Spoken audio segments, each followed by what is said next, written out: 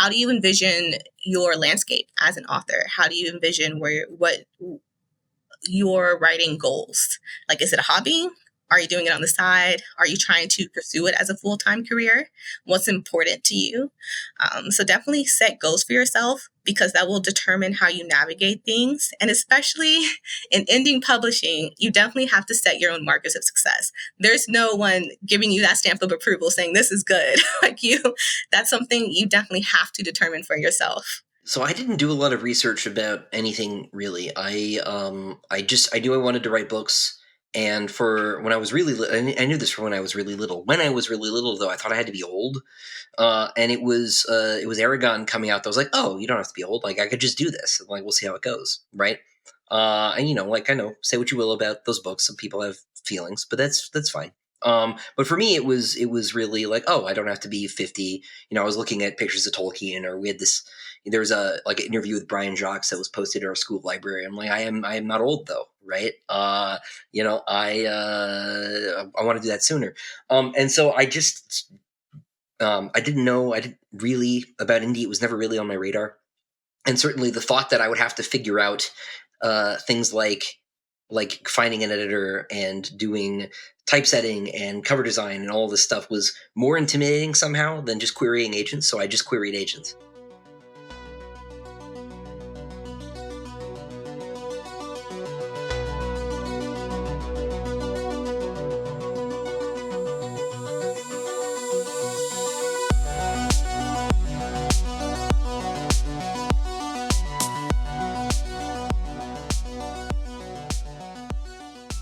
What is up, everybody? You're listening to episode 138 of SFF Addicts. I'm your host, Adrian M. Gibson, and welcome to your weekly dive into the world of science fiction, fantasy, and writing craft.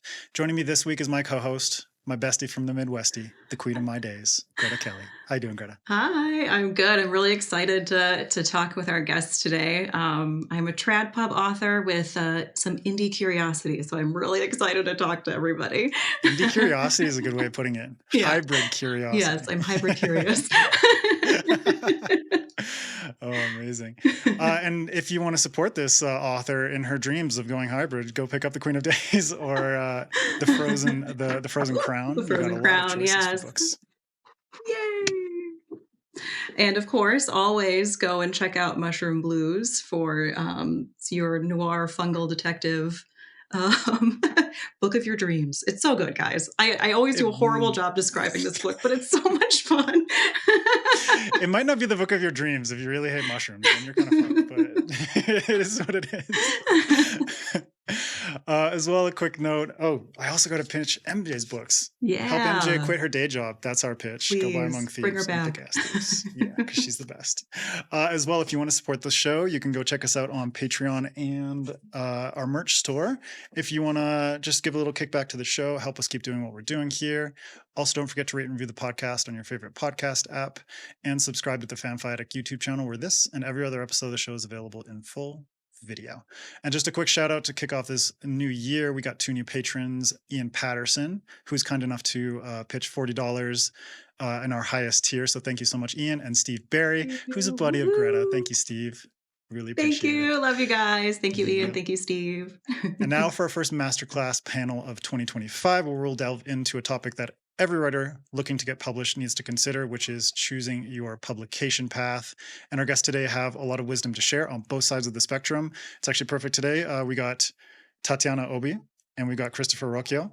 So we got indie authors with Tatiana and I, and then we've got trad pub authors, a little mix of hybrid in there with Chris and Greta. Unfortunately, Yaroslav Barsukov wasn't able to join us because of tech issues. So shout out to you, Yare. We're really sorry that you weren't able to make it. But just welcome to the show, Tatiana, Christopher. How you both doing? Well, thank you. At least on my part, staying warm. Yeah, I'm doing my best to stay warm. It's unusually cold for us down here, but hanging in there. Thanks for having me on. Oh, an absolute pleasure. Yeah, we're excited. Before we dig deeper into the episode, a quick word from our sponsor. Welcome to Transference, where death and sickness are but a distant memory.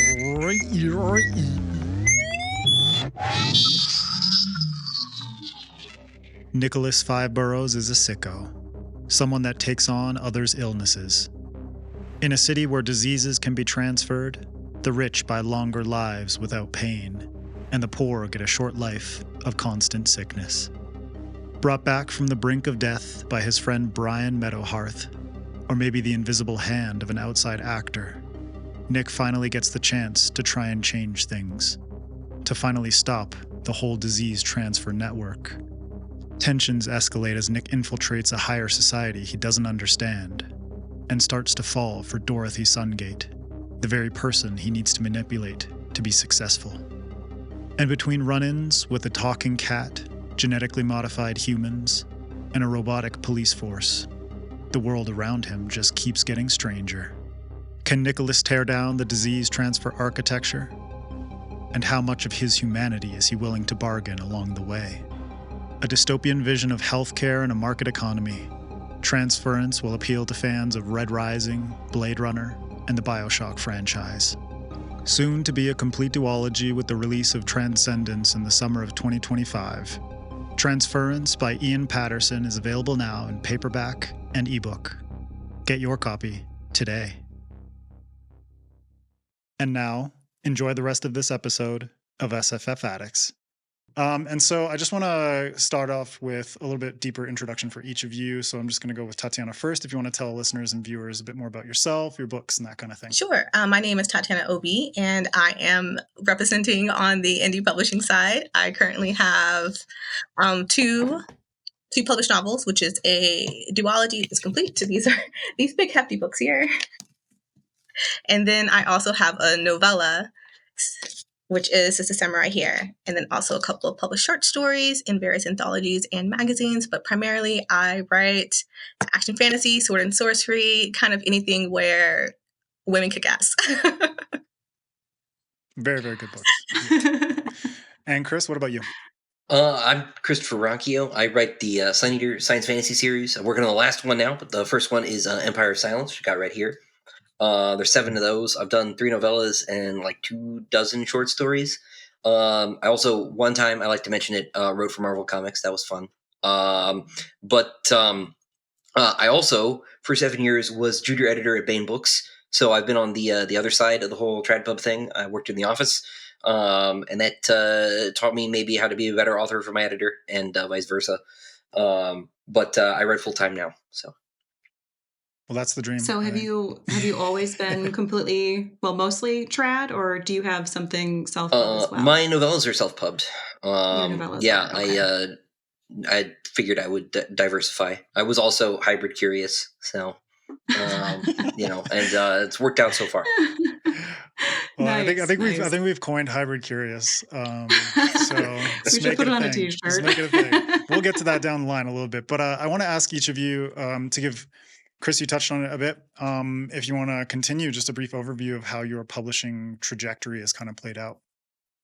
Yeah. So initially, it's sort of the classic version that everybody knows, right? Where I wanted to get an agent, got an agent after a lot of pulling my hair out, and got a publisher, and sort of went from there. But a bit of a rocky road. I've had like 4 editors now, I think, on 7 books, which is not the way it's supposed to go. And I also lost my publisher, got a different publisher, and now I'm back with my original publisher. It's starting to look like Henry VIII's marriages over here. But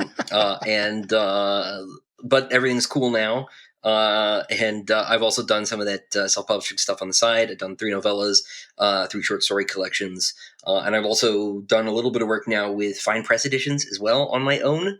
Partnered with a friend of mine who had some experience, but I just finished fulfillment finally on the first book. So I know we want to talk about some of that later too. But yeah, I've done a little bit of not everything, but a lot of different things. So congrats on that fulfillment, because all my friends who did Kickstarters are like, I have a fucking pallets plural in my garage or like at my house or whatever. Well, I only have a little 1-car garage, so it was worse. I had everything delivered to my uncle has a big like warehouse workshop. Yeah. And I had 1 pallet brought over here, and then I got rid of most of that pallet, but then I needed the second pallet brought in because it had other stuff on it. And so my garage got fuller twice the further I got into fulfillment. It got worse somehow.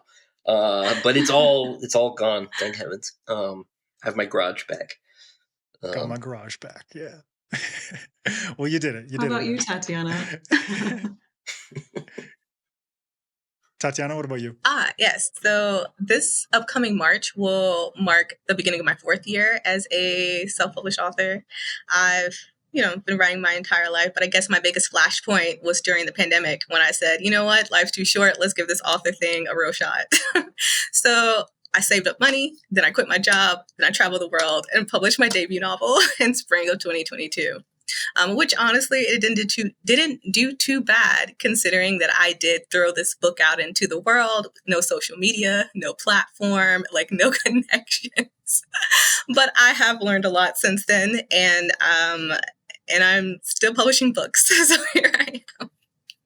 I think, yeah, the fact that it's like 4 years in, Yeah. still going for it, like that in and of itself is amazing. I think any author who kind of continues along the path of trials, because that's the only way I can think of it, is like a path of trials. Yeah. There's just constant stuff that's thrown into the mix. So any author who's has the Still grit going. to continue publishing and continue writing and everything, that is a beautiful thing. Greta and I, we can throw our stories in here as well, just so people have a little bit more variety. But Greta, what about you? Yeah, I have been writing for forever, but it wasn't until like I got my first like real job out of college that I realized I hated what I was doing, and I may as well give this whole book thing a chance. So I wrote a book that I really liked. Worked with an independent editor who I'm still friends with because I knew there were things wrong with it, but I didn't know what. So I learned how to edit a book, and met an agent at like a book pitching event at a conference. Signed with her. She was awesome. 3 agents later, that can be a different conversation.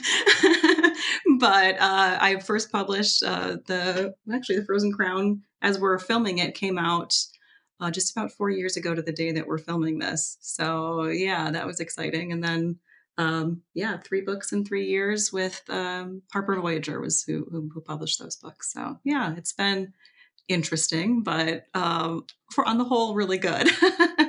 Yeah.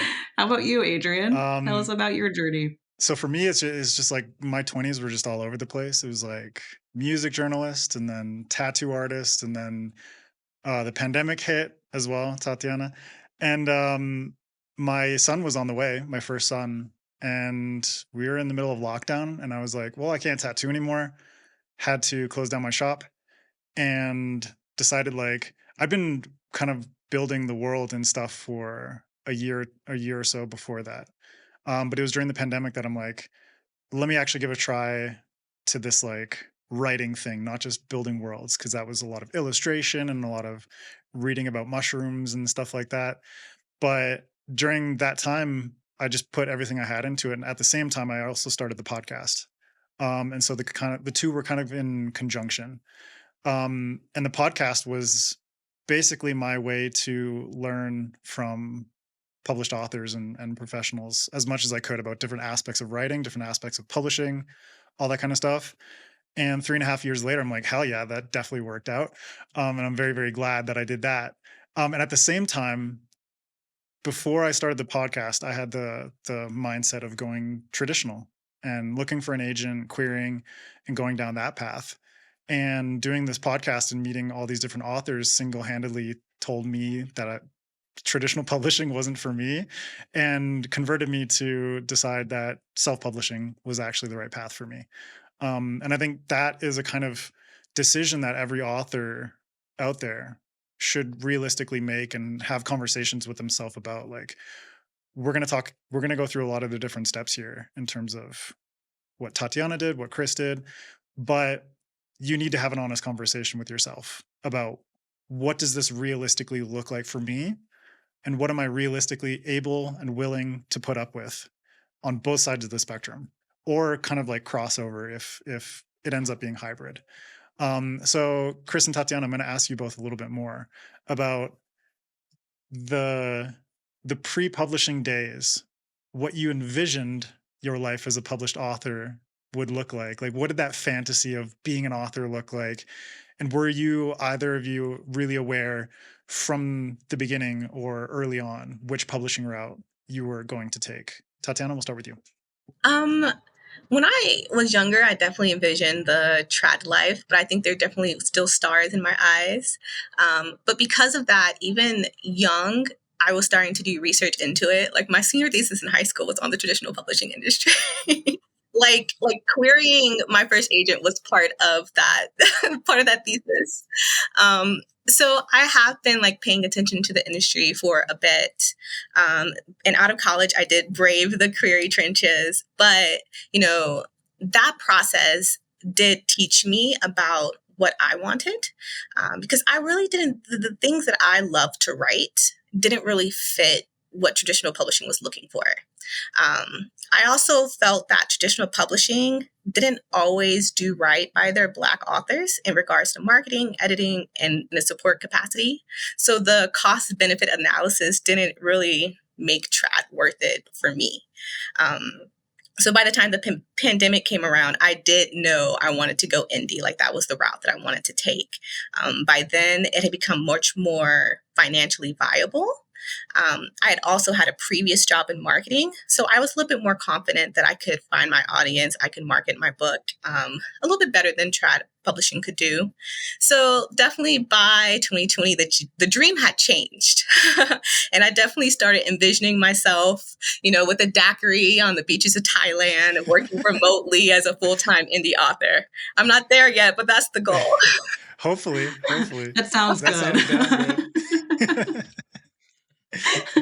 Yeah, I think the phrase that you use, this is a very like market term, but like cost benefit analysis. I heard that and I'm like, yeah, shit, that is such a huge part of it. We'll get down there into the nitty gritty of finances and stuff.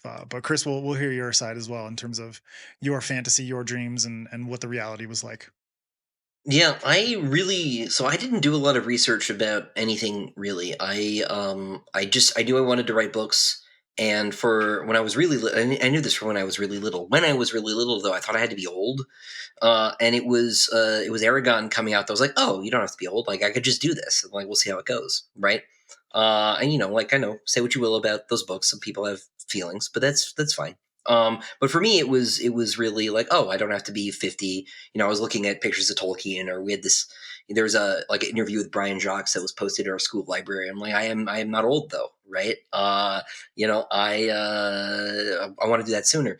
And so I just, I didn't really about indie. It was never really on my radar. And certainly the thought that I would have to figure out, things like finding an editor and doing typesetting and cover design and all this stuff was more intimidating somehow than just querying agents. So I just queried agents. And I did the Stephen King thing and put my rejections up on my apartment wall my senior year in college. I had the book done because I got an English degree somewhat foolishly because I didn't know what I was going to do with it besides this.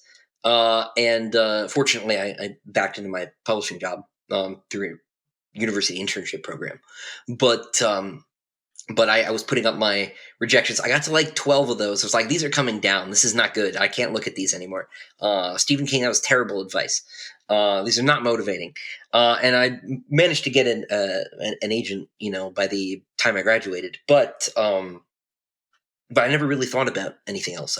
I wanted to do that one route. That was the route that I knew existed and that I knew air quotes worked.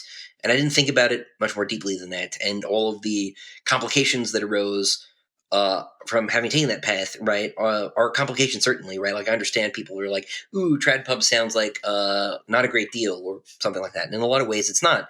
But there's still advantages to doing it. And any path that you're going to take is going to have these sort of pitfalls on it. As far as what I envisioned, I hoped that I would be able to at least help provide for my family by doing it. And that was, I didn't have a family yet, but that was my goal. And now I am and can. And so like I'm basically where I hoped I could be. But I didn't picture it very clearly. There were no daiquiris, unfortunately. I should have stolen that answer. That was a good one. But I just wanted to be able to do it for my job, and I can. And that's, great. So. That's Daiquiris awesome. for everybody. Well, daiquiris all around. Well, I want to pause on the literary agent question for a second, because it's something that a lot of people who want to go traditional, like, know that eventually they will need to get a literary agent, but don't necessarily know, like, at what point their book is, quote, done enough to get that representation. So can you speak to that at all, Chris? So, like, how did you know when that first book was ready to query? And what was that querying not just that, but process? What did that when look you were like? ready.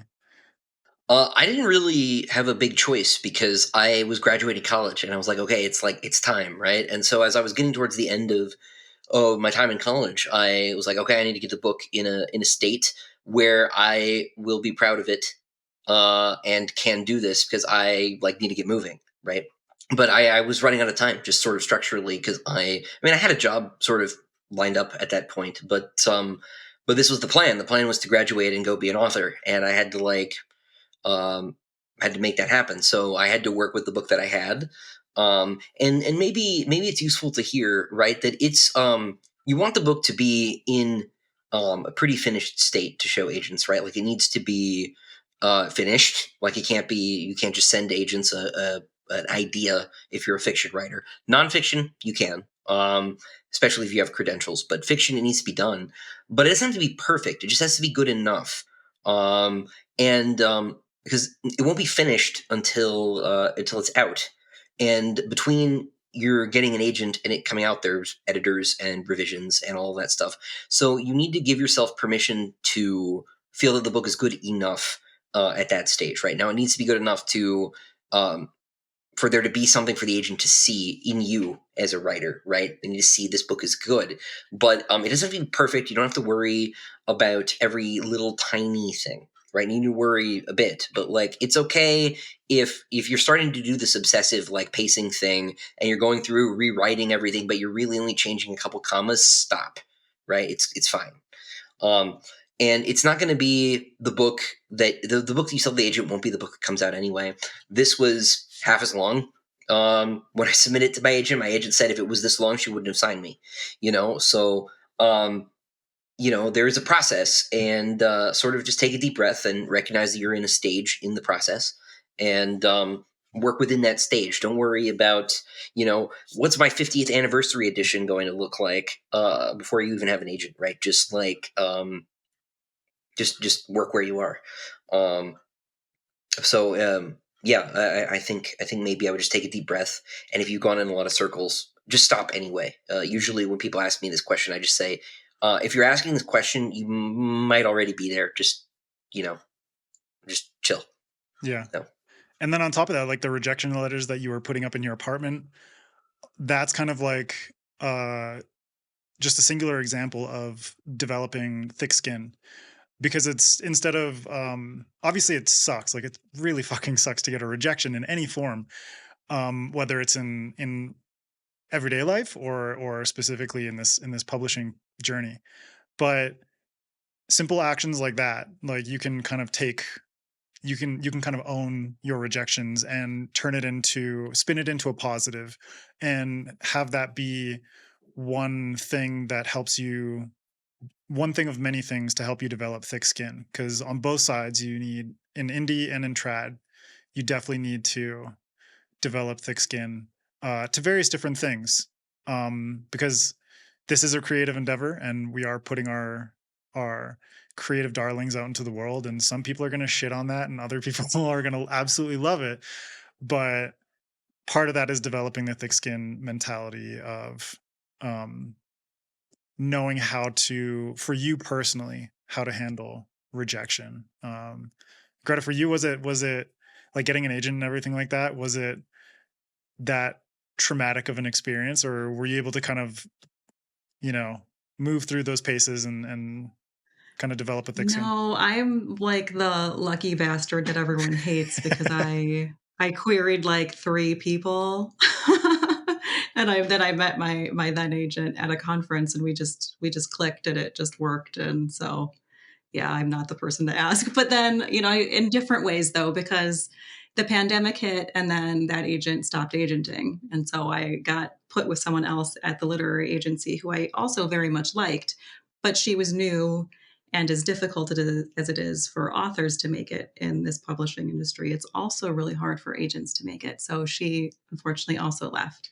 So I found myself on the verge of, I think it was my second book had just come out. My third one had already sold, but hadn't come out yet. And I was querying again. I'm like, how is this freaking happening to me? So that kind of sucked, was going through. And luckily I have lots of friends now who like, I think MJ also. Publishing's a weird place. MJ and I were querying at the same time, the second time around. So we were like comparing notes about, who to take projects to. But yeah, it's a weird business, and it's a weird transition from like you creating the art in private to making the art public. Yeah. It's but it's kind of like that. It's weird. It's a really annoying truth to have to think about, but it's like project and in project, it's like your creativity, your imagination, and all these beautiful things, and kind of the fact that it has to turn into a product.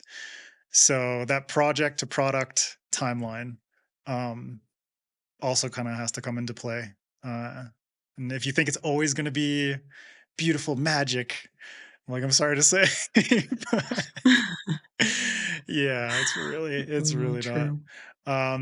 But Tatiana, let's go to our side with self-publishing and the sort of thick skin that has to be developed on that side to combat the multitude of different ways that self-publishing can beat you down. But let's break down some of the actual processes of indie publishing, as there are certain similarities at the beginning of the process. We've got writing a book. Writing a book is where everyone starts. But there are many ways in which that path can diverge. So in your experience, what are the most important aspects that new authors have to kind of consider when venturing down this path of indie? Is it like, do we have time all day? But we'll tackle this together. This together. Don't worry. So to kind of distill it, in my opinion, the three important aspects that an indie author needs to consider. Number one, I would say, is know your target audience. Figure out who your target audience is, because knowing who your target audience will help you make those decisions where things start diverging. So as an example, one of the most important decisions that you're going to make as an indie author is whether to go wide or use KU, or even just Amazon, because KU is Amazon's subscription service. But in order to be a part of the program, you must be exclusive with Amazon. And that's very similar across formats. For example, even audiobooks exclusive with Audible. In comparison, going wide is making sure your book is available through other vendors. So for example, you have Kobo, Draft Digital, Barnes & Nobles, even your own website selling direct. And libraries as well have access through that. Yeah, and through libraries. So, but as you start kind of digging into things, certain genres, for example, like romance, fantasy romance, even epic fantasy to some extent, is in a lot of demand in KU. So if that's your target audience, and that's where your target audience is, there is real incentive to go that route, because at the end of the day, you want to position your book in front of the readers who want to read it. You want to make sure you are where your readers are. So bouncing off of that, my second advice would be to know the market. I mean, you're not going to go into a boxing match and not know how to throw a punch and not having studied your opponent. Your likelihood of success increases the more prepared you are. So definitely do your research and do the work. You want to research the market. You want to read books in your genre, talk to who would be your readers and what their buying habits are. Also, indie authors are very welcoming, and we're very open about our numbers. So definitely pay attention to the numbers of authors who are in your genre, who share an audience. Pay attention to how they market, and also don't be afraid to reach out and ask questions. So the research is also really important to anchoring your expectations. So, for example, like my niche action fantasy isn't going to do well as a fantasy romance novel because of the sheer demand in that genre. So knowing what is happening in your genre will help you definitely kind of cater your expectations to what to expect when you finally publish your book. And I also do want to advise when you're doing research and you're looking at people's numbers or you're looking at blogs and you're looking at articles, pay attention to the date because indie publishing changes so fast. So fast. So fast. Like, I've been an author for 3 years, and I don't know if I would have made the same decisions when I debuted in 2022 as I would have done now. So things have changed. For example, within the past 3 years, I know we're going to talk about it, but crowdfunding has become more viable. AI has created a lot of noise in the industry. There's a lot of new trends that have exploded onto the scene. And even you start to see like different demanded audiences shift between KU and wide. So it's not always stagnant. So all of this information can be very overwhelming, but there definitely are excellent resources out there. Some of my favorite is I really like Delilah's Wands, Paper Tiger's YouTube channel. She really gets into the nitty gritty numbers and kind of the business side of publishing, and I highly recommend it. Of course, there's SFF Addicts TBRCon. It's a great way to hear from other authors and their experiences within the changing landscape. And finally, number 3 is same thing that Adrian asked us before. How do you envision your landscape as an author? How do you envision what your writing goals? Like, is it a hobby? Are you doing it on the side? Are you trying to pursue it as a full-time career? What's important to you? So definitely set goals for yourself because that will determine how you navigate things. And especially in indie publishing, you definitely have to set your own markers of success. There's no one giving you that stamp of approval saying this is good. That's something you definitely have to determine for yourself. Yeah, I completely agree. And it's kind of funny, like, people who are listening or watching will probably be like, yeah, where's the writing in there? And that's the thing, like, when it comes to being an indie author, and Chris, you've dabbled in this as well, like, you have to adopt on top of your already pre-existing sort of creative identity as an author and as a creator, you have to adopt an entrepreneurial mindset of thinking about the market, thinking about trends, thinking about your expectations. Is this going to be long term? Is it a hobby? Is it a career? All these different things are augmentations of the actual project itself, of the writing itself. And so it's like the writing cannot, as an indie author and as a trad author, it cannot exist solely in and of itself. The writing has to become something else. It has to kind of go through this like Frankenstein process in order to arrive on the e-reader or in a physical book or audiobook or whatever form for the reader. And so for indie, like, I totally agree with the things that you mentioned, Tatiana. And yeah, the landscape is changing so fast. Like, you debuted a few years back and like I debuted this year. And so I was already able to see from the time I started SFF Addicts to the time that I published the ways in which the landscape changed. There are certain things that are a little bit more stable in terms of, like, right now, Amazon and sort of its like role as market dominator. But there are also so many different options that people can go through. Crowdfunding, selling direct through website. Like, Tatiana, I know you sell signed copies directly through your website. That's a very viable option as well. But that comes at the detriment of your royalty earnings through someone like Amazon. So, through Amazon, you can say, like, I'm gonna publish my ebook direct through Amazon, and then you'll get a certain percentage. I think right now it's what's the percentage right now on ebook sales if you're exclusive through Amazon? I think it's like 70 or 35. You can set it, I think. So you can choose either 70% to go Amazon exclusive or 35% to. And that's true if you're not exclusive as for wide. What's that? Right? We're talking specifically about wide with Amazon, right? Yeah, I mean, if you sell an ebook through Amazon, you can sell it exclusively through Amazon and be eligible for Kindle Unlimited through KU, and you earn 70%. Or you can choose to go wide and sell through your website and have it available on Kobo and different e-reader platforms, but then that comes at the cost of 35% less royalties through Amazon specifically. So there are a lot of like cost factors and platform market exclusivity stuff that you have to think about. So yeah, and you might also see traditional published authors on KU.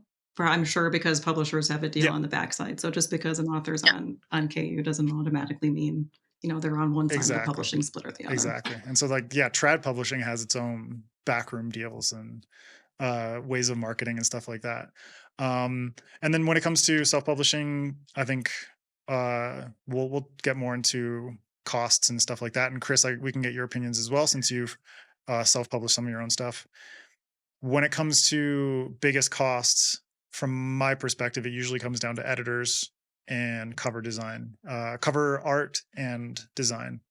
So Chris, how was it for you to come from the trad side of things and then to start self-publishing your own novellas and then realizing okay, there's this is a pretty hefty cost. That's a pretty hefty cost. At least novellas, it's substantially less, but how was that experience? They're cheaper. Yeah. Yeah, it was mostly disorienting because I didn't really know what anything should cost, and so you always have the sense am I paying too much for this, or ooh, it costs that much, and you sort of make compromises. And where I recognize that a lot of what I'm probably going to say to you, Adrian, and to you, Tatiana, is going to sound crazy here because I compromised on a lot of that stuff because my goal was to my thinking was very different, right? Because I had this trad series already, right, and the novellas were in support of it, and my sense was, if I sell a few dozen, a couple hundred of them,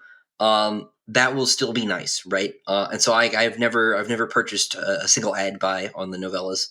I did not spend enough money at first on cover art. And so it was very compromised because my goal was to get it out quickly, because my anxiety was about keeping audience interest. And this is always sort of my big question is, once you have a reader, how do you keep them, right? And the answer is you write more. But if you are writing giant novels or you're writing traditionally published novels, you can't get the book out very quickly. Traditional publishing, maybe every year if you're fast. Every other year is probably more normal, every 18 months, something like that. And that's hard when you're competing not just with other writers or with indie writers who are putting out novels every couple of months, which is not me. I'm not saying that they shouldn't do that or anything like that, but it's a different model, right? Or you're also competing with streamers and YouTubers and movies and video games. You're competing for people's attention, and it's not a zero-sum game, right? But there is a finite amount of time. So I'm always asking myself what I can be doing for my readers between novel releases, right? And novellas and self-publishing novellas, because I can get them out more quickly, was the first sort of obvious answer, because nothing sells old books like new books. And so I sort of rushed the novellas out, and consequently, they were a bit sloppier. They didn't look as pretty, but it still worked, right? It's still, I found too that most readers, there are exceptions, but most readers are forgiving of things, sort of in general. Wait a minute, was that a continuity error? Yeah, whoops, I'll fix it, right? Something like that. I found a typo, whatever. Because this is the thing too, right? Is we are throwing a lot of information out here, and I want anyone listening to know it is okay to make mistakes, right? My daughter's been watching a lot of Magic School Bus, so Miss Frizzle's in my ear, and it is okay to make mistakes. It's okay to not know about a lot of this stuff. I super goofed my first novella; it was a big mess, right? But people really liked it. Right. And so I've been able to sort of pick it back up and dust it off and repackage it. And now things are in better shape, and you learn and you get better at it. And it is okay if you launch your book and it does not work. If you're, an indie writer and it doesn't work, you can fix it. Right. You can, now it's better, obviously, you put your best foot forward first, but take a deep breath. It'll be okay. The only time your career is over if you have a giant flop is if you're traditionally published. So, and even then you can go try again. It just might be harder. You have to change your name. But yeah. So I had a bunch of sort of problems coming out the gate there. But now corners I will not cut involve art. and copy editing. So, art in particular, right? Because actually, that is why books have covers. It's partly to keep the light off, but it is also partly to judge them. So, art is important, and artists are human beings who do good work, and they should be paid for it. And like you should, it's worth paying for. So, that can get expensive. There are ways around that, but there's some newer artists, for example, who are very talented but don't have, they're not charging Michael Whalen amounts of money. So you can shop around and figure out what's a good fit. But it was a little surprising because this is the advantage of TradPub is that I don't have to pay for anything. The money comes to me, right? I pay for an agent, but they don't get paid until I do, so I never really see that money. It doesn't hurt to lose it, and so it is a little bit of a different world, right? You don't have to worry as a traditional published author so much about bean counting and running the business in that sense. You have to worry about marketing because it turns out even traditional publishers do not do enough. And there's no better advocate than yourself, but you don't have to worry about keeping a balance sheet or something like that. Yeah. Yeah. Whereas Tatiana, go ahead. But Christopher, I would argue that that's very common even among like a very indie publishing mindset in regards to the concern for retaining readers. Like, how do I retain readers between series? How do I retain readers between like these big things? And you do have, again, different genres in this industry. When you have romance and you have things like that, they can write those books faster because those word counts are RPG, they're shorter. But you have the big epic fantasies, and you do see a lot of indie published authors looking at, they want to write their big epic fantasies, but how do they keep readers? So as someone who I didn't mean to broad brush so much. As someone who wrote a novella, you see novellas becoming really popular right now in the indie published space for exactly that reason, Christopher, is that concern with keeping readers in this very short attention span industry where everyone's competing for everybody else. So I'm not recoiling in horror, as you say, like learning, messing up and learning, that's part of indie publishing. I mean, my debut, like I fucked up a bunch of things, but at the same time, I'm like, you take a deep breath and you kind of roll with the punches and realize like, it's not the end of the world. Like I had everything ready. And then I like uploading my files and then realizing like Amazon just like fucking hated my like formatting, and every single page came up with an error when I submitted it to KDP. So I'm just like, God, I have to go and reformat the entire book. And so I like had to delay my paperback release for a little bit. And so it was like, I ended up staggering the release in terms of like ebook and then paperback and hardcover, and the audiobook just came out last month.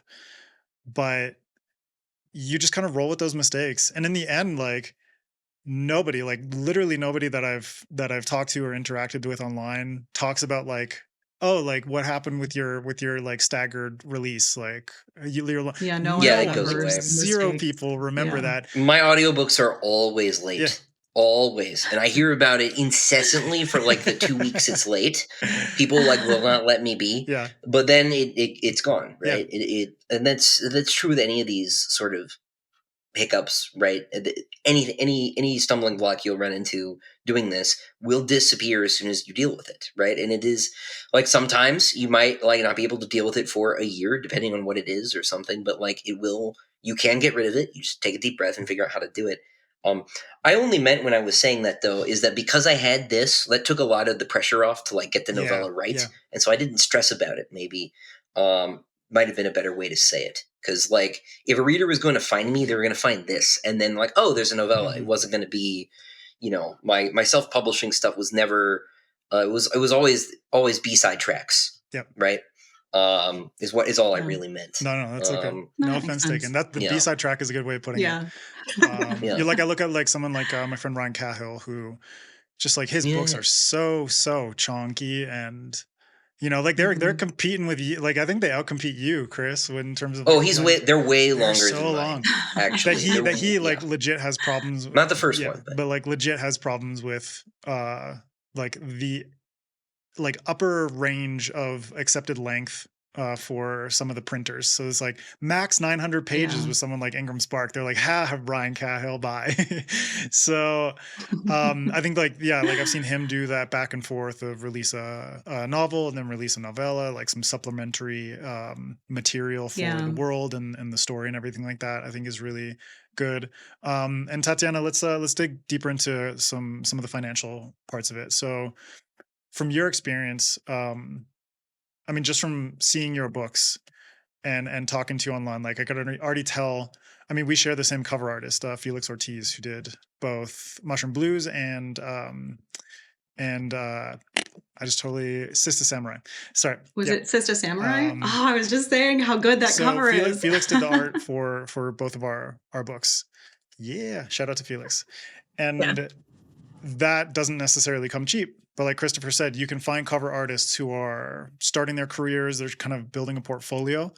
But then obviously it comes down to like, are you writing a series? Do you want the same artist? Do you want the consistent art for the entire series kind of thing?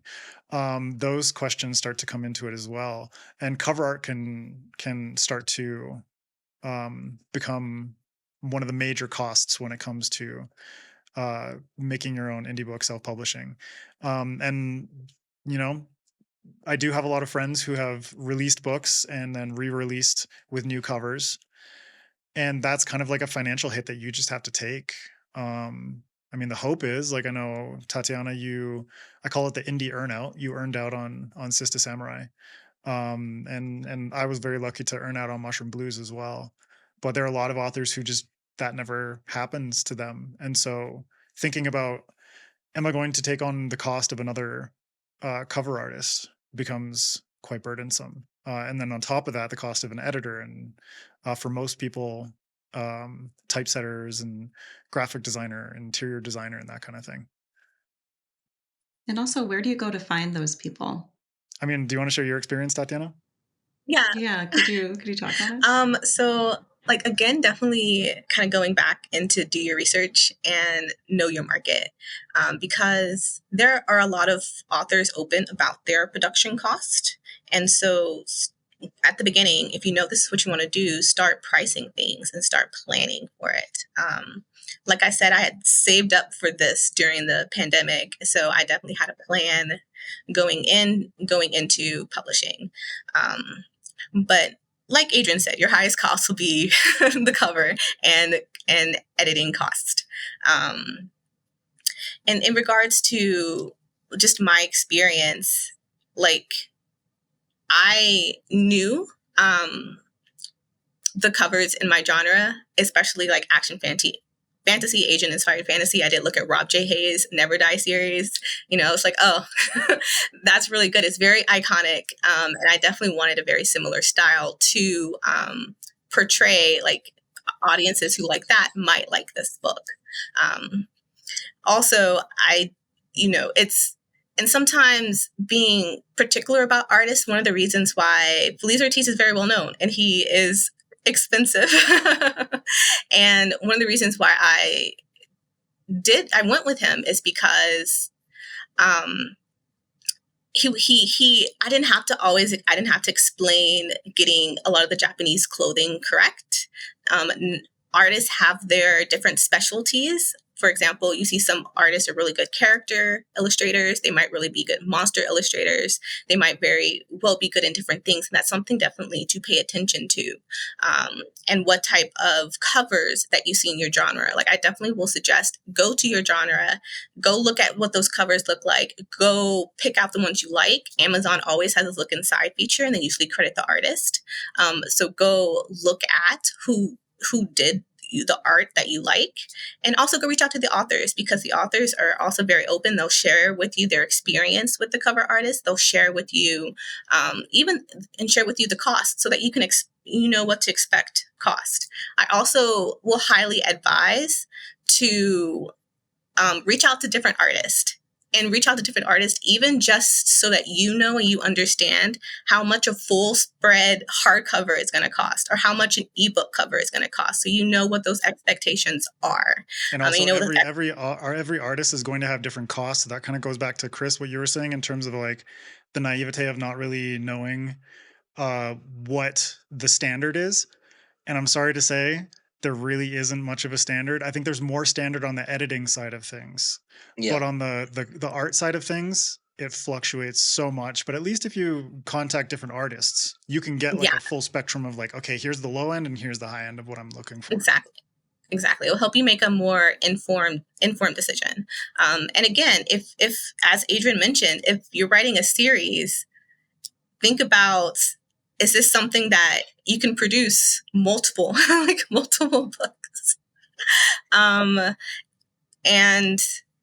sometimes you really do have to make that sacrifice. And if you're like, I don't think this book is going to perform, or I don't think this is a passion project, and being, are you okay with taking a loss on it? Just being mentally prepared for that, or saying, I'm okay if this will never earn out. Sometimes you have to make those hard, difficult choices and hard, difficult decisions. And knowing what those expectations are can be difficult. And how well a book is going to succeed can be difficult. Again, you can kind of look at different genres and look at books in your genres, especially in how they've performed. But there's also a big caveat that comes with that, because a lot of people assume that in indie publishing, there's everything you could possibly find. But like, what happens when you have written something very unique and you're kind of somewhat of a pioneer of this book? Exactly. And I'm like fungal pop. where the fuck do I find the comparison for this? Exactly. Where do you find the comparisons? So in my case, I kind of looked at adjacent genres, like action fantasy, sword and sorcery, agent-inspired fantasy, to kind of get me an idea of what I'm looking at. But my biggest suggestion would be to start talking about it. You never really know until you start talking about it and seeing what people are picking up on. Like, start practicing comps, start practicing like marketing taglines, even practice different ones and see which ones people are responding to the better. Honestly, it wasn't until the cover reveal of Sister Samurai that I was like, oh, wait a minute, this is going to do better expectations than I thought it was going to do. So if you have something really unique on your hands, I really do suggest to start talking about it and seeing how people react to it. I had an author friend who just like threw out, oh yeah, would you want to read a D&D inspired novel with an all black cast? And it went viral. And now she's writing it. So just sometimes throwing those ideas out is helpful to see, to gauge where things are going to land in the market. Yeah. And in terms like I didn't really have much to compare it to. Like, the stuff that I had to compare it to is like Jeff Vandermeer and China Mieville and these people who are all existing in this more like new weird traditional space. And I couldn't find anything in indie that I could really compare it to. So at that point, it's like you can kind of set out to really stake your claim in a space as well. So, you can, in my case, I put together like an extensive book tour, which was specifically for the intention of garnering that attention before the book even came out. So it's like with the teaser, with the cover reveal, with interviews and podcasts and live streams and guest posts on blogs and all this different kind of stuff, teasing the soundtrack and chapter teasers and all this different elements that give like a comprehensive sense of what this book is about. So if you don't have anything to compare your book to, like, don't fret, but at the same time, like, think about ways in which you can use the pre-release stage to build up a more, not necessarily like a completely clear idea of what your book is about, but to like give people a very good sense of this is what this person is going for and this is what they're going to put out there.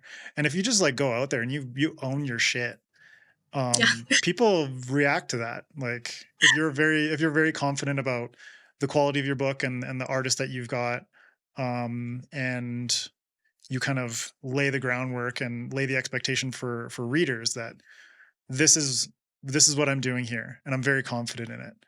And I'm confident that you will give it a chance and hopefully like it as well. Because once the book is out there, it's like there's little that you can do to convince someone that doesn't like it, oh, but like I can change your, no, you can't change their brain because that's just the way it is. And at the same time, like, in Tatiana's case, like I know you're writing more Sister Samurai stuff. Um, have a very clear idea from like the business side of your brain. Like, this is how many books I'm planning on writing in this series. I will say indie readers love a roadmap just as much as trad readers do. So if someone says like, Christopher, what's the trajectory of the Sun Eater series? And they have a sense that this is something I can invest in long term, to give people a sense in indie as well that this is something that you can invest in long term. And therefore, for me as a business person and as a writer, how do I want to make that package consistently consistent to that vision? So for me, like I've already talked to Felix Ortiz, like I think like 11 books planned in the Fungalverse, which is like the shared universe, but the Hoffman Report on its own is just 4 books. And so I've had conversations with Felix where I'm like, will you do the entire Fungalverse for me? Or at the very least, like novels, like novellas, I might find some other artists kind of with similar styles as well, just for budgetary reasons. But at the very least, like have a consistent look that people can be like, oh, cool, the Hoffman Report. And it's like, boom, boom, boom. There are 4 books and they all have a cohesive art style for the covers. And that gives people the outward expectation of consistency. And then once they get into the story, then that gives them the actual representation of consistency. I actually did the opposite of you, Adrian, in regards to not giving people a roadmap, because I actually published it. It was like, this is a standalone. That's it. Not waited for people to be like, we want more. I'm like, yeah, okay. But that's here's like the good flip side. More than I'm planning. That's the good flip side, though. But it's like if someone tells you they want more, then it's like amazing. Then it's like I can write more in this world. Like I love that. This is less true in trad pub though than it is, I think, maybe in indie. Because if the roadmap is too big, people don't want it. They don't want like the Wheel of Time anymore. Yeah. No, well, trad pub can't really especially as publish debuts. another Wheel of Time. Yeah. Like, there's one Wheel of Time, right? Like the problem with long series is that there's radioactive decay on successive sales, right? And you reach a point where, because the publisher has to print like at minimum probably 3,000 to 5,000 hardcovers of a new hardcover release, right? That if your sales have attenuated so much because you're not Robert Jordan, right? They can't afford to publish a book 8, right? And this is why TradPub tends to trilogies, right? And maybe you get some longer series, but it's why longer series are pretty rare. And people go into very often, they want to write epic fantasy because they've read these big series and that's what they want to do. And that really sets you up for failure as far as the institutions of publishing are concerned, because agents don't want giant books. It was a fluke that got me to this, right? And it's usually a fluke that gets debut writers to really long books. But when those really long debut novels work and they take off, they set an impression that that's normal. People have a really, I think, bad habit of looking at Jordan or looking at Brandon Sanderson and saying that's the model, and actually, no, that's Brandon Sanderson. Like, he's not the pattern of conduct. Like, you're not gonna, realistically speaking, like, I'm not saying never, but like the odds that you will be Brandon Sanderson are pretty low, right? Like, I am not Brandon Sanderson. I'm not even trying to be Brandon Sanderson, right? But people, because they love him, right, or they love George Martin or whoever, right? They think, I want to write Game of Thrones. Well, like, George Martin didn't get to write Game of Thrones for decades, right? People don't know about what he wrote before Game of Thrones, and it's like, dude. Right. Everybody just shows up a success, right? Whenever it happens, right? And it's, it's never how you got there. But I would lose something like 1 in 3 customers face-to-face at conventions the first couple of years, because I would say, yeah, book 1 is out, or book 1 and 2 are out. It's going to be like 5. And they'd be like, 5? You're never going to finish it, and then leave. And this is I totally get it.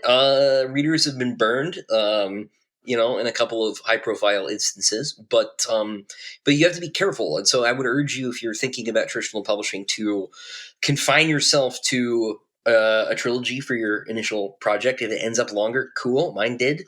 But be careful, because you might like I said, my agent would not have signed me if my book was that long, right? And that's pretty normal. When they say we want, 100, 120,000 words, they actually mean that. And part of the querying process is a litmus test for people who can follow instructions. Because if you're a person who's going to ignore the instructions, submit the query letter in crayon because you thought it would be cute, right? We would have people bribe us that send, $100 in cash and with the letter to get to the front of the stack. That's a good way to start your relationship with bribery. Yeah, those get sent right back, right? We get weird stuff right in the office. But anyway, follow the instructions. That's been my experience too. And I think even trilogies are getting harder and harder as a debut to get publisher interest. I think that's why you were seeing so many duologies. But also just like that fucking catchphrase of standalone with series potential, which just like makes me right. Which is like I know, but it's like the phrase you need to know in your query letter if you secretly want to write a series.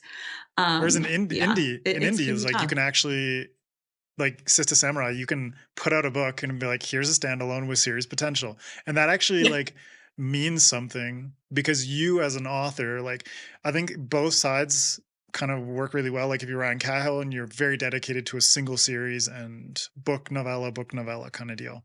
But if you want to be a little bit more flexible, you do have that option.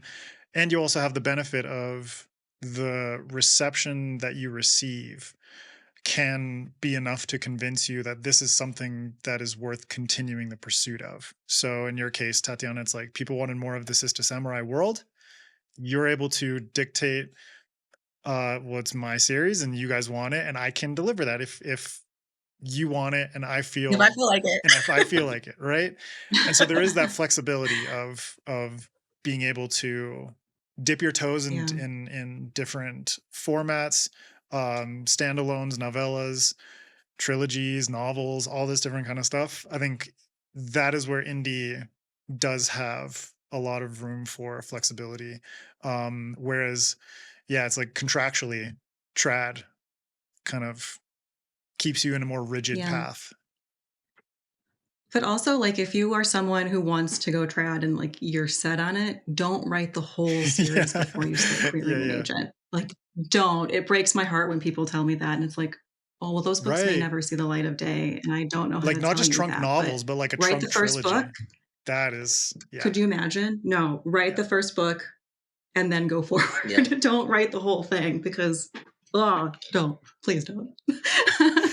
It does break my heart. But this kind of like, this question that you guys brought up, both of you, Adrian and Tatiana, about like writing new things that haven't really been seen before is actually something similar that we got from one of our Patreon, our patrons, Ian Patterson. He has a question for us. He says, I'm an indie sci-fi author very recently that's been secretly working on a more literary-leaning speculative book in the background. My gut feel is that it's much harder to be successful with an indie-published book the further it strays from genre fiction, so I'm considering trying to traditionally publish this new book. Is being a hybrid author the ultimate pipe dream, and are there pitfalls to be aware of? So what do you guys think? What do you think about that? First of all, is it true that weirder things can't be published in indie? Do you think that's true? I don't think that's necessarily true. In my mind, I see it as a spectrum, and trad publishing is on a certain, like, on a space on that spectrum. And then on the very opposite end of indie publishing, you have like the very big genre, easy to market, trope books. But on the other end of indie publishing that you see do very well is also very niche books, books that fill a hole, books people don't really see. And, throughout the years, trad might move along the spectrum. It might be like, I'm going to gobble up cozy fantasy. Exactly. I'm going to start like nibbling on lit RPG. Yeah, So. but always late to the party, right? Like trad pub is such a lumbering beast, right? Like really, I was talking to head of one of these companies. He's like, the rest of them are all going into romantasy now, and they don't seem to understand it's too late. The tail end. It's the tail end of romantasy. At this point. They're definitely like all the trad romantasy stuff is like this year, and like it's over. Like it's all done. Like YA is already dead, right? Like we gotta move on.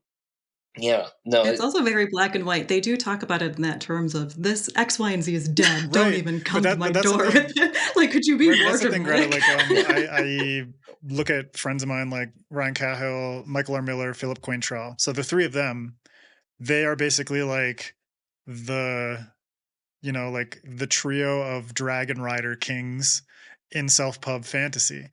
But they are writing a genre that trad pub had previously dictated as dead and unsellable. And so I think that is part of the fluctuation is trad publishing sees what's catching fire and then they get into it. And just because of the slow momentum of traditional publishing, by the time they start like pumping out, pumping out romantasy, cozy fantasy, etc., that's already like reached its pinnacle. And so everything else that comes out of that is the tail end of it. And so after that, it's kind of like there's going to be a point where it's like cozy fantasy is dead, but where is it going to live on? Indie. It's going to live on in the self-publishing realm, and that cycle is going to keep kind of going and going. And yeah. every once in a while, there are the genres that start in indie that trad pub's just like, oh, like we gotta get in on this, like Dungeon Crawler Carl Speaking or of something like that, romantasy. Yeah, the problem is that they engage in this active Orwellian doublethink where they simultaneously believe that they are the tastemakers and are constantly following the trends that indie is setting.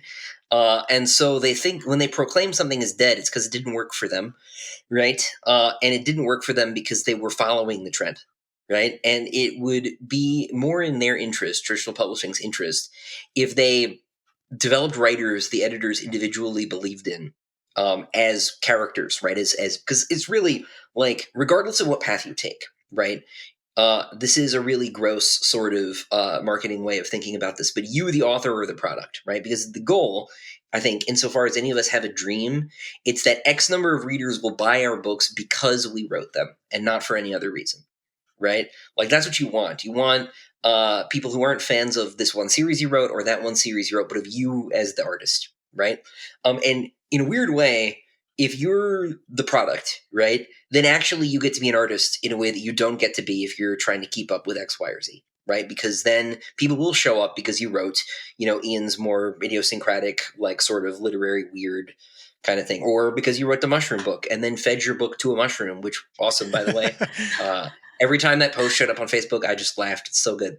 that was a but like tasting you get to be yourself, right? If your goal is to be right a sort of destination writer, right?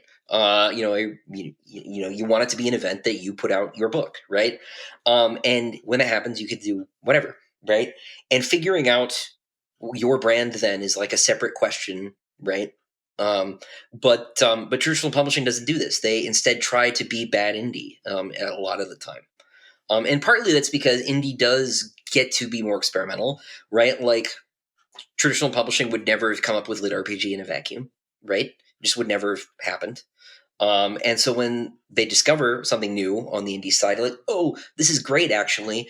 It's another source of inspiration for them to create a new or try to create a new trend. Of course, now the trend is too late, right? Because it used to work for them, right?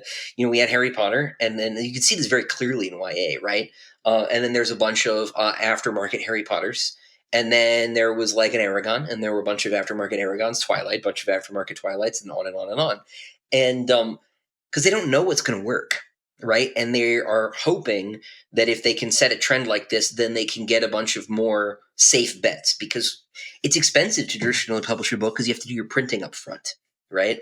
And all your costs are higher, right? Because you have to pay your staff salaries. But the big thing is because you have to print 5,000, 10,000, 20,000, 100,000 copies of a book. That's not cheap, right? And if they have to keep doing that, then they're sinking all this money into increasingly risky bets, so they can't be as dynamic as indie. So they have to follow these trends. But the problem now is they aren't setting the trend. So the whole business model is breaking for this particular reason. There are other ones, but like for that particular reason, that's probably the most dangerous thing to the whole traditional publishing models. They're just too late. So they can't make safer bets because they can't create a climate where the bets can be safer. And that's why I see a lot more traditionally published author friends of mine going hybrid, where not only are they seeing, like, I've talked to Greta about this, I've talked to MJ about it. My friend Stephen Ryan just put out his self-published debut a few months ago. And then you see big authors like Brandon Sanderson who are starting to break the model and go hybrid. And in his case, like start your own fucking printing house essentially just for one single author, which obviously that is a pipe dream. I think, Ian, your question of hybrid as a pipe dream, I think being wholly independent, because not only are you on the trad side dependent on the publishing house, on the indie side you are dependent on distributors, printers and distributors like Amazon KDP, Ingram Spark, different printing houses like that, the different marketplaces that your book exists on. The ultimate pipe dream from my perspective is like 100% independence of being able to print and write, print and distribute your own books. That to me is the ultimate pipe dream. But I think if you're coming from the perspective of like having written an indie novella and wanting to traditionally publish your new book, the pipe dream is entirely dependent on what your expectations are for yourself as an author and your ultimate dreams for what your career trajectory looks like in your eyes. So for everyone it's different. But I think hybrid is becoming more and more viable of a path, just because a lot of authors see not necessarily writing on the whole wall of traditional publishing, but there are parts of the wall that there's some messy shit being scribbled on there, and people are starting to realize like maybe I could take more control into my own hands. There's a more mercenary reason though, right? And this is the primary reason I started doing the novellas in the first place. And that's that traditional publishing pays you if you have royalties, right? Which is money after your advance, only every 6 months. Now, if you have multiple publishers, you got translation deals going on, like then you get paid more frequently, right? But getting paid every 6 months is hard. It is hard to budget off of that. And it's harder too if you live in America, because a lot of that is just taxes, because you're being taxed on a 1099 and not a W-2, right? So you actually have to withhold. You have to hold money back to pay those taxes. You're given your own tax money to give back, right?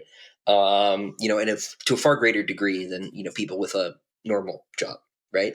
And so Amazon pays every month. That's like way easier to budget with, and it's even better if you can do both. Right. And so like I just wanted money to come more frequently. So I needed to do that. And I think that's a pressure on a lot of us on my side of the aisle here is simply to diversify income streams and increase their frequency. Yeah. It's like you hear like stockbrokers always talking about diversify your portfolio. It's like, fuck, you kind of have to do the same as an author. But Tatiana, what's your take on hybrid publishing? And you mentioned at the top that you obviously wouldn't mind like being both indie published and traditionally published.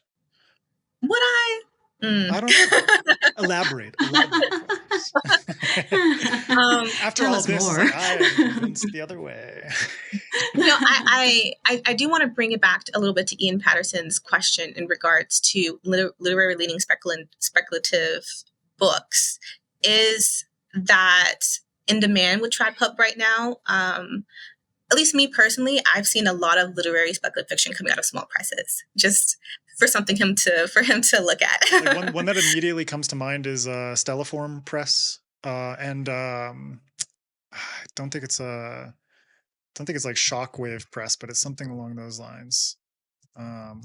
Continue, and I'll come back to it.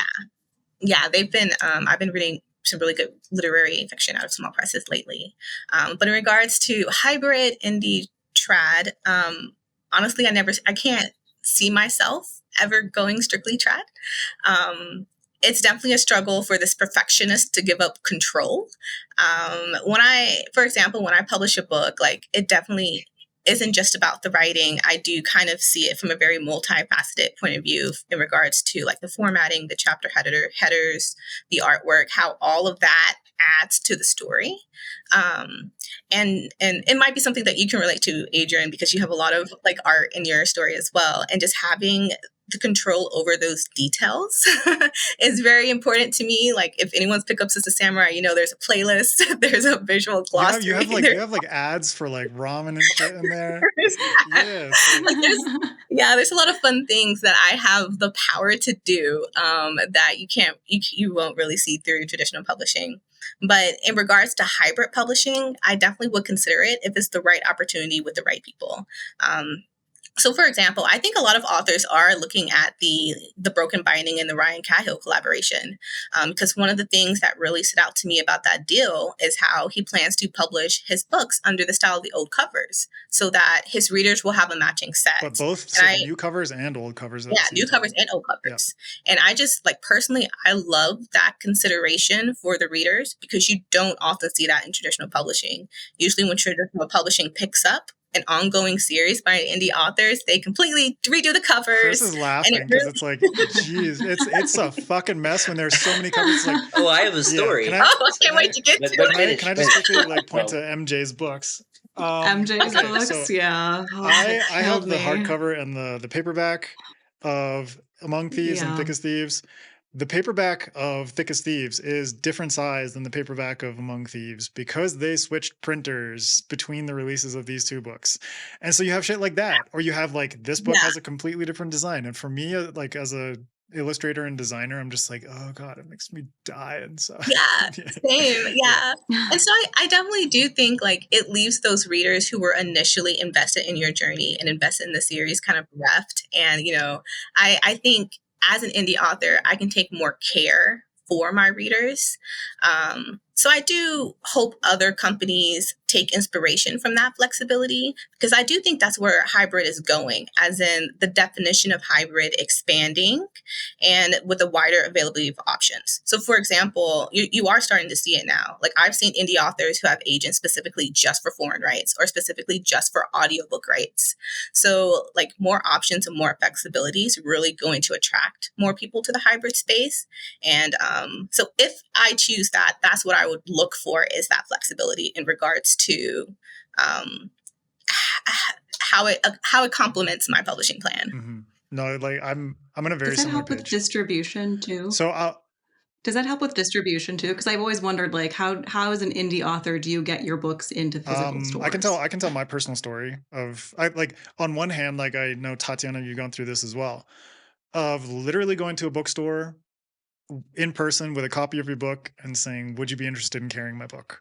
Or emailing them if they're not in the same city. Would you be interested in carrying my book? Here's basically you have to put together a press release for your book in order to pitch them on it. And then in the case of, I have to do that too, for the record, and that fucking sucks. I was just gonna say, I had to do as that well. Too. In the case of Barnes and Noble in the United States, it is just such a dinosaur company, much like many traditional publishing houses, and they do not have a clearly defined system of how you can get your book into their stores. But in Indigo Chapters, which is the equivalent in Canada, I met online one of the consignment buyers for Ontario, and we just got to chatting, and she has been a big supporter of indies. And basically what she could do is make your book, mark your book as available for physical order to any Chapters Indigo in Canada. And then it's up to each individual store whether they decide to order it or not. But she ordered copies in a bunch of stores in Ontario. So those are different options. And then, Barnes & Noble, for instance, your book will be on their online store, and someone can order your book through Barnes & Noble to pick up at their store, but there won't be a physical copy, for instance. So there are different ways that you can go about this. And in some cases, with me and Indigo Chapters in Canada, it's just a matter of who I met and being lucky in that case. And then indie bookstores, I think, is where most indie authors find their brick and mortar support. Tatiana, what was your experience? Go ahead, Christopher. You had a story you wanted to tell? The story. Yeah. That wasn't even what I was going to say. But about the art and traditional publishing just doing what they want. So I was dropped. Daw dropped me in 2022. And Bain picked me back up. And when I sat down with my old boss, and I was like, look, thank you. One. Also, it's really important that we get the book to match as much as humanly possible. Please do it for my own sanity, right? Because like I will be the one seeing the emails, not you. And she's like, "What emails? Readers don't care about this." And I'm like, when was the last time you spoke to a reader? It is all they care about, actually. They care more about their shelves matching than they do about whether or not the book is good. All right. That's how much they care. Now, that's obviously hyperbole, but like they care a lot, right? And just no, it didn't matter, right? Fortunately, they then did the best job I've ever seen a traditional publishing company do of matching the book as much as possible. But even then, they use a different factory. The book's a quarter inch taller, and there is nothing to be done about that, right? And I did get those emails. I still get those emails. And I'm sure you got a ton of emails about people know, being like, "Where the fuck's the hardcover of Empire of Silence?" Only for 4 years. Exactly, Yeah. That's a different thing, right? Like we talked earlier, I was talking about like they have to print the books in batches of thousands or it's not worth it, right? And they just didn't see the numbers. They just didn't believe the numbers were there to justify a reprint for years, and they just couldn't justify doing it, right? And it's hard to explain to an individual customer who really wants the thing that they might be the only person, right? And so I eventually just started telling every single person who asked to email the PR email for the company, just email them instead, and eventually that sort of got through. But yeah, no, like they're like, readers don't care, about how the books look. Not true. Not true. So it is that giant disconnect, I think. But then like Greta and Chris, I mean, like Tatiana and I don't really know about what is involved with the contractual side of things, sales expectations versus sales realities. What are some of like those trickier waters of publishing, trad publishing, that you two feel like you could impart some advice on? Because I've heard a ton just by doing this podcast, but we'll hear it from both of you as well. Yeah, contract side is tricky, but I would say you would have an agent for a reason.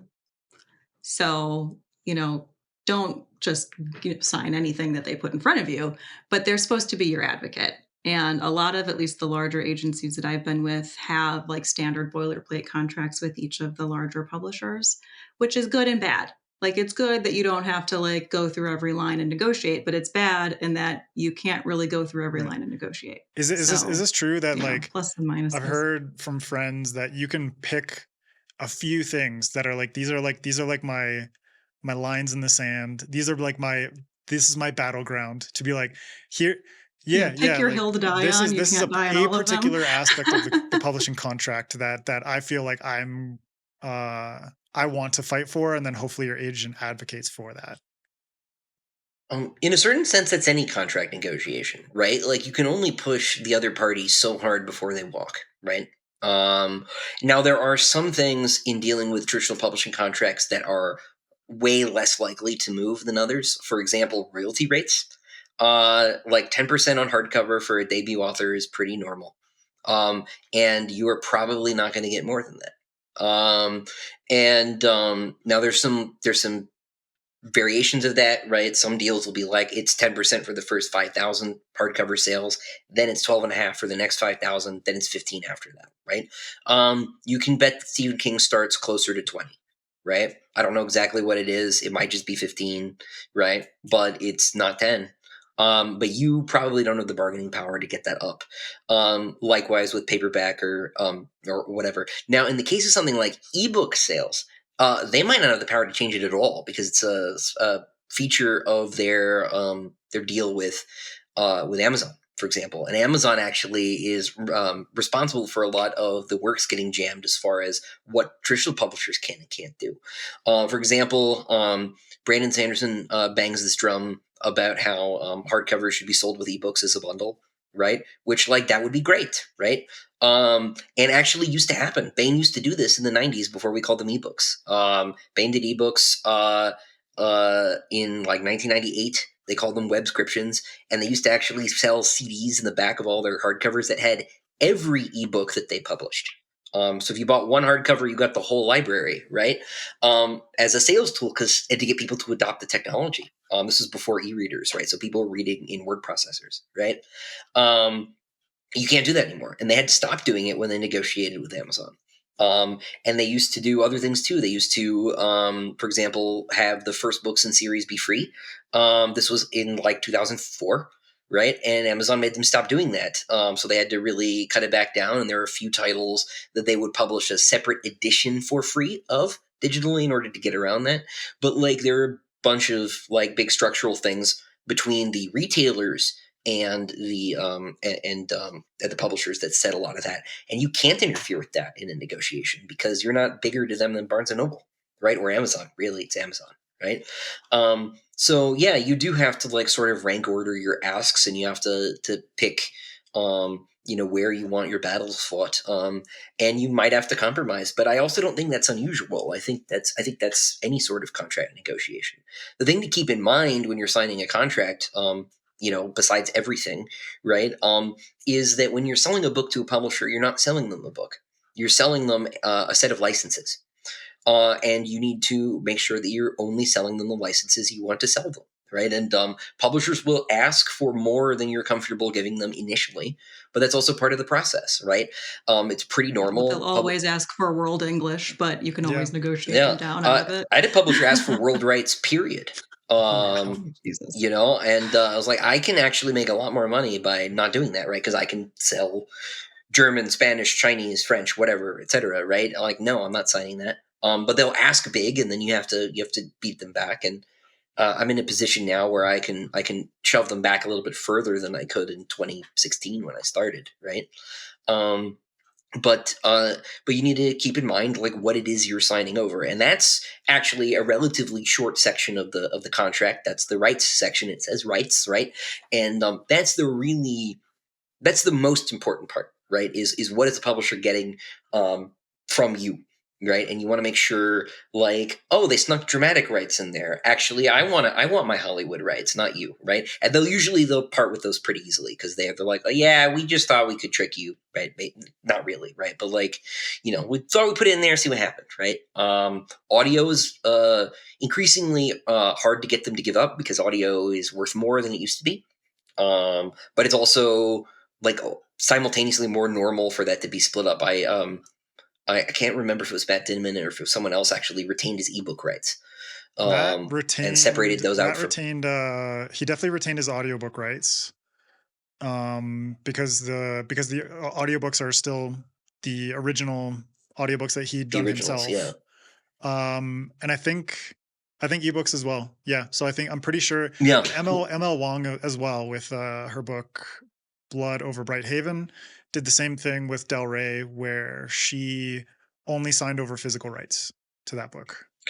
Yeah, so that's really new, actually. Like that's only happened within the last 12 months, basically. That those things have been able to be separated, and that's a bit of a sea change, right? So you just need to pay attention there, and you need to recognize you're probably not Matt Dinman, and you might not be able to fractionate your ebook rights in a traditional publishing deal.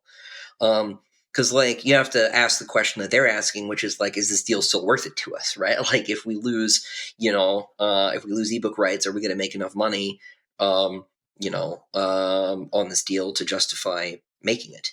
Because it needs to make sense for them too, right? Now, it may be that you can't, reach a resolution, and that's what your agent is for, and hopefully is why your agent's queried more than one publisher. But even there's a danger, and I realize I'm soapboxing slightly. Let me just mention that that your agent has an asymmetrical set of incentives here too, right? Your agent has an ongoing relationship with the publisher that they need to protect, and so they might not actually go as hard for you as they could in a vacuum because they need to make the next deal, or they need to uphold prior deals. They need to make sure that lunchtime on Thursday isn't still comfortable.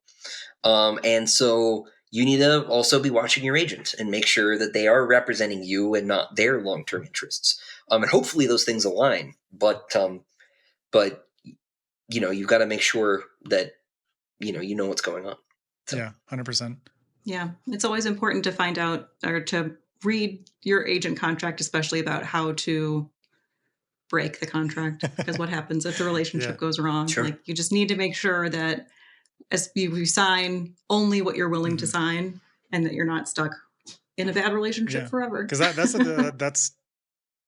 the issue in trad versus indie. Indie, you can break those relationships much more easily. You can decide to part with an editor or a cover artist or whatever, or vice versa. But in trad, you have that contract between both parties, and that's where the complications arise for sure. Yeah. And it's like, it's a business relationship though, at the end of the day. And, you know, I'm always sad to hear whenever people have issues with agents or publishing houses, but like, just be very careful how you word things in emails and on phones, because the industry is a lot smaller than people think it is. And it's hard to get away from being the difficult person to work with once you've got that stink on you. It's hard. And that goes for indie as well. Like that stink will stay with you. And I think we'll switch to crowdfunding, which is something we brought up earlier. And you know, fulfillment. If you don't fulfill this project that you've put out there that people have paid you for, you're gonna have a fucking stink on you as well. But when it comes to crowdfunding, I think crowdfunding is probably one of the more disruptive sort of platforms in the current landscape, at least from my perspective, just as like a potential avenue for stories. Obviously, like Brandon Sanderson was the big one that made news and made headlines. But before that, there are a lot of authors who have made a living, you know, Michael J. Sullivan and many others who've made a living doing Kickstarters and crowdfunding projects for their books. So Tatiana, I want to get your opinion on crowdfunding as you see it. And then Chris, we'll get your take, especially now that you've run and fulfilled the Empire of Silence Diamond Edition Kickstarter. So Tatiana. Yeah, and I'll be right back. No worries. Tatiana, go first. Yeah. So I have not run a Kickstarter yet. I have supported several, but I haven't run a Kickstarter yet. But, you know, as we had discussed before, the upfront cost of indie publishing can be very expensive. And I have seen very successful Kickstarter funding projects all the way from either audiobooks, special editions, and even debut novels. So it is very flexible in regards to the type of book project that you are trying to fund. I am currently seeing more Kickstarter fatigue. So you do need to be more aware on making sure you do have a good product, a good campaign plan, and just like making sure your marketing message is clear, because, you know, the market's a little bit more saturated now. So you need to have all your ducks in a row. But I have, even on my side, I have been thinking about doing a Kickstarter in the future. But I'm also have been waiting for the right timing. I don't want to, for example, fatigue my audience, and I want to make sure my audience is robust enough for what I have planned. So, but generally, I really do love Kickstarter and the ability to crowdfund in general, simply because it has become another viable option to make it possible for people to publish their stories. Yeah, I mean, I've seen, especially on the indie side, a lot more authors who are, because an audiobook is like doubly expensive compared to anything that you are going to publish in print form. And so I see a lot of authors, excuse me. I see a lot of indie authors who are running Kickstarters specifically for their audiobooks, just because the financial barrier there is so much more significant. But then it comes down to like what you're saying, like fatigue. If people are seeing so many different Kickstarters for so many different audiobooks or so many different books, how do you kind of differentiate your product, right? Chris, what was your experience with Kickstarter for the Diamond Edition? Well, I had a problem to solve, right? Because they weren't reprinting my hardcovers, like I'd said. So I knew there was demand, and we had a limited number we could make because we talked about selling licenses, right? The publisher can sometimes grant licenses, back to you, right? And so I got a license to print 1,000 special edition copies. There were some like rules on that. I couldn't use the original artwork at all. I had to do 1,000 and no more, and I had, well, except for like, printing damaged copies, right? And then it had to be more than $100, so it had to be like into a separate price bracket, like not competitive at all, right? With their normal ones, because their fear is that I was going to cannibalize at that time non-existent hardcover sales, but like that I would take sales away from them, right? So we ended up doing these, and earlier we were talking about Brandon being his own printing company. He's actually not. Dragon Seal doesn't do the printing. They outsource that. There's a company called American Print and Bindery that does high-end printing. There are not a lot in America that do, but this is one. And so we used the same printer because my friend Steve knew them. And so we did 1,000 of those, but it was relatively easy for me because I had the audience already, and I was like very much targeting people. It was the same book, right? It was just a fancier version of the same book, and I had a small target. I had to sell a relatively small. I had to sell 1,000 copies, right? There was a limit. I couldn't. There was no growth potential beyond that. So I just said, hey, we're doing this. Like, here's the new cover art, right? Here's we didn't have a mock-up. We didn't have a lot of stuff, and so put it out. And I thought it was going to take 30 days to get that to sell through, and I thought it would not go very well. We sold out in about an hour, which was very shocking to me. And I threw away all of my streaming plans for the month where I was going to try and hawk books. But then we had like a bunch of problems on the back end, right? Like it turns out the first one was there were so many emails the next day, people asking questions, comments on the Kickstarter, et cetera, that I didn't do anything else. I didn't eat until 5 p.m. or something because I just sat here managing emails, which I didn't anticipate. Right now, that's like a good problem to have, but like I didn't anticipate it. But then we had we'd printing issues. Brandon Sanderson used the same paper stock, and so he used all the paper in the world of that kind of paper, which is a real thing that happened. He literally ate my homework. That's crazy. And so we lost several months waiting for more paper to exist. And then we had a misprint. The whole thing was misprinted. It came in. You learn like really sort of particular things about book manufacture when you do stuff like this. Where like if a book is glued, they actually offset the printing blocks a little bit, so the text is moved over because they're going to cut some of that off to make a rough edge for the glue. Our books were sewn, but they thought they were glued when they wrapped them, so all the text was chopped off on the edges. So we had to reprint the whole batch. No one checked until I did. That was hard. So I had to then go back to all of my my customers who were already late getting books to because of the paper problem and be like, it's going to be another 6 months actually to reprint all these books. And that was very painful because I, despite being a trad author, am a perfectionist, and having these things go wrong was very frustrating. And then having to tell your readers you're sorry is not fun. But the actual Kickstarter part went really, really well. The platform is very easy to use. I found, and the disappointing thing was that like day 2, the head of publishing emailed us and was like, "How do we make this bigger?" Because it was all it had gone so well, and I was like, "We can't."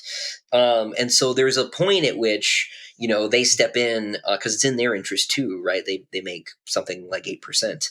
I think it's 5 and then 3 for processing fees. And so they want to make that a bigger 5%. So after a certain threshold, they'll step in and circulate the campaign and stuff like that. But this is sort of a weird case. If I had to do it again, I might not have used Kickstarter for a special edition because you have that limitation, and so you end up with a lot of frustrated non-customers. That's like one of my new most popular questions is, how do I get one? I'm like, well, you can't, right? But then you also have the problem where Kickstarter can't do number matching, which is like very normal in sort of collector's edition copies, right? You number the books, and if somebody bought 17, well, they have a first shot at 17. Neither Indiegogo nor Kickstarter have a mechanism for dealing with that because it's sort of a special case. And so now we have to go and use a different platform. We have to make our own, storefront, basically, which we could have just done in the first place, and not given Kickstarter 8%.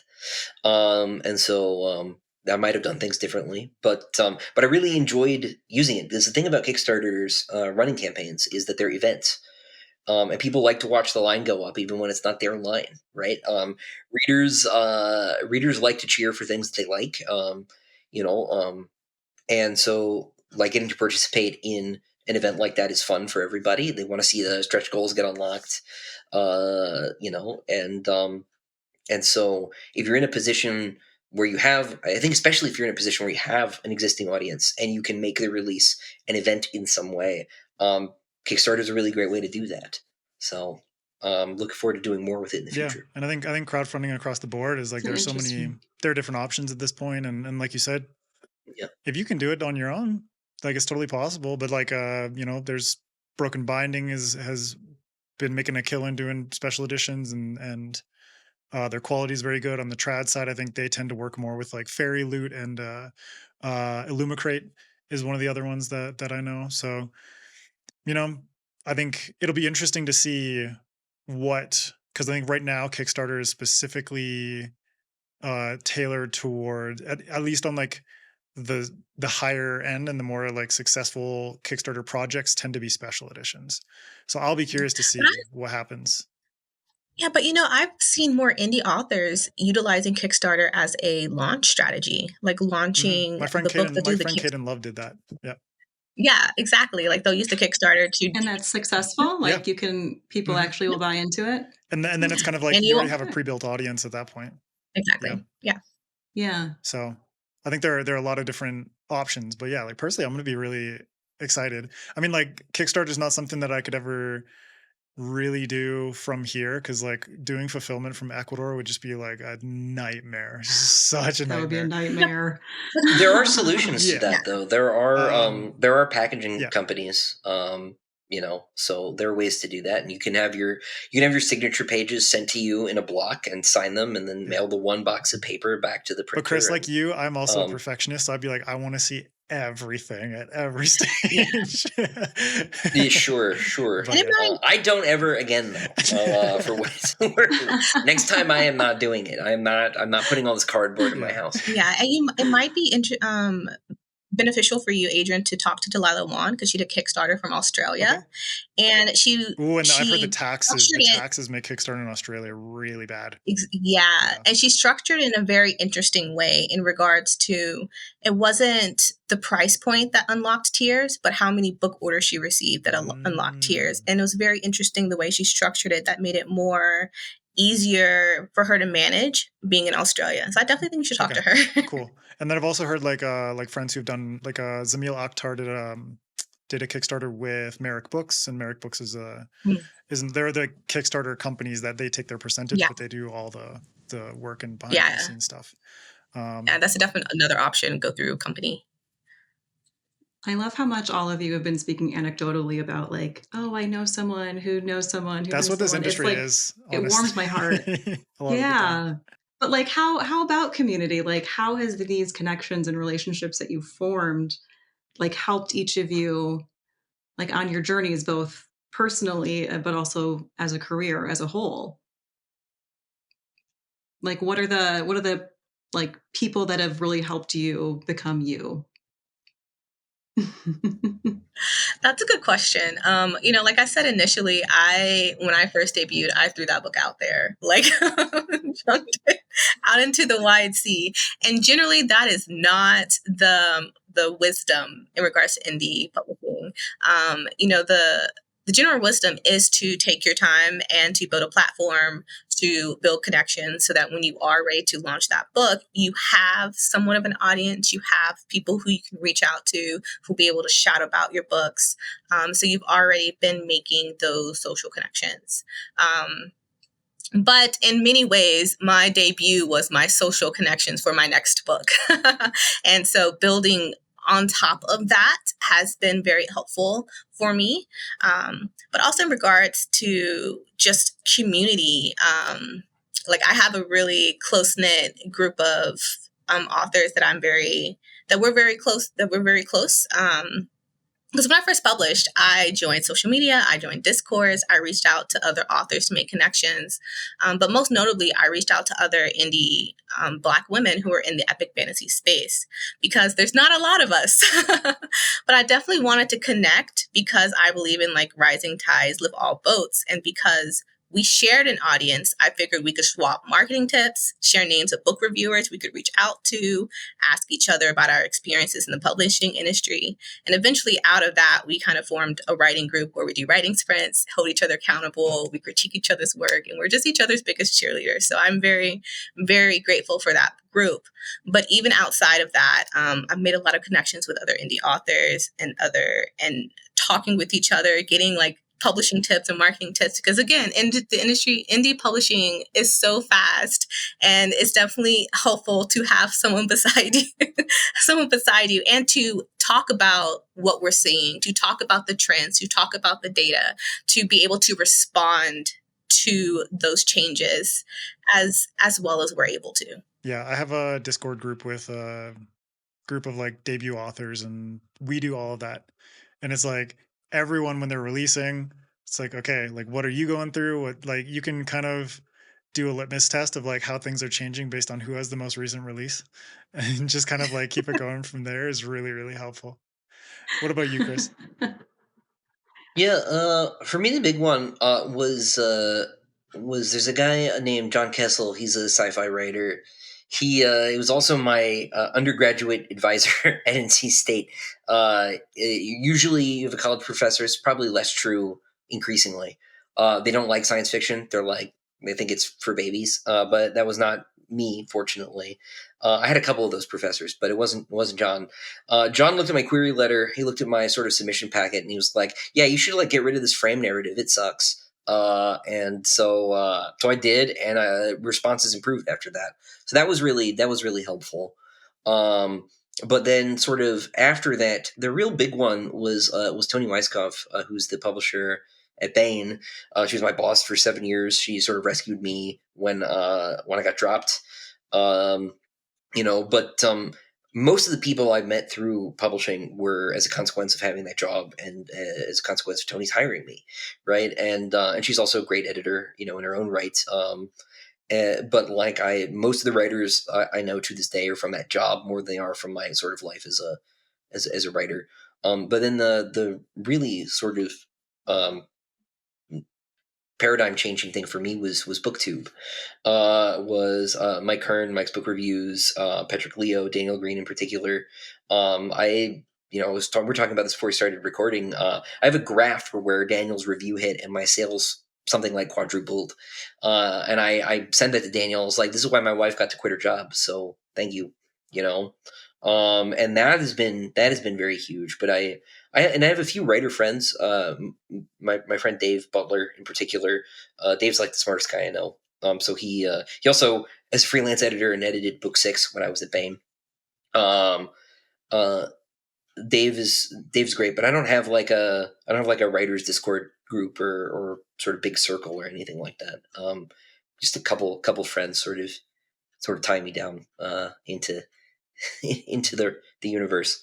But as far as influences, that'd be the major list, I think. And in terms of career changing. And even then, like all along the way, it's like we pick up new friends, and we build our community one person at a time, and it's really beneficial for everyone out there to hear that even if you are on this path as a writer, which from the outside seems like a lonely path, but from the reality of it, of what I've experienced, and even if it's accruing a core group of friends and confidants along the way, like you're not alone in this, and you're only going to be alone if you choose to do so.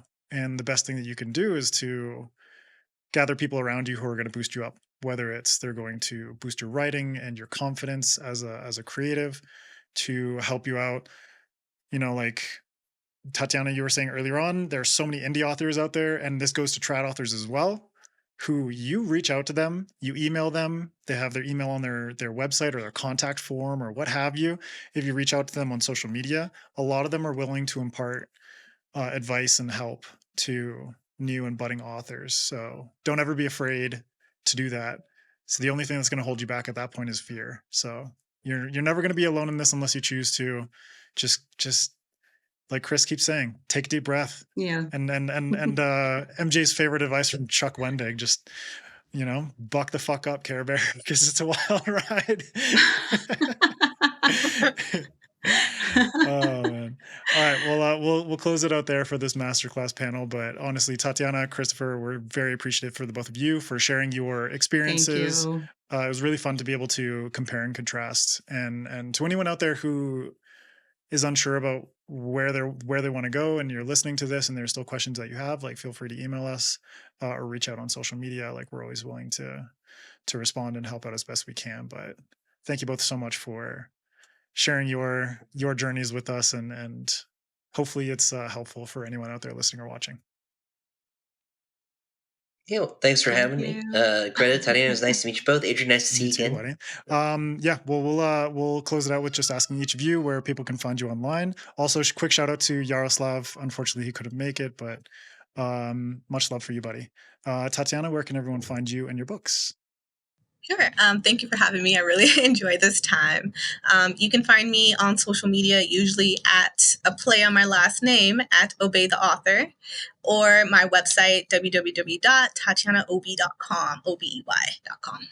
Awesome. And you can go pick up Tatiana's books. Your most recent one is Sister Samurai, which is a novella.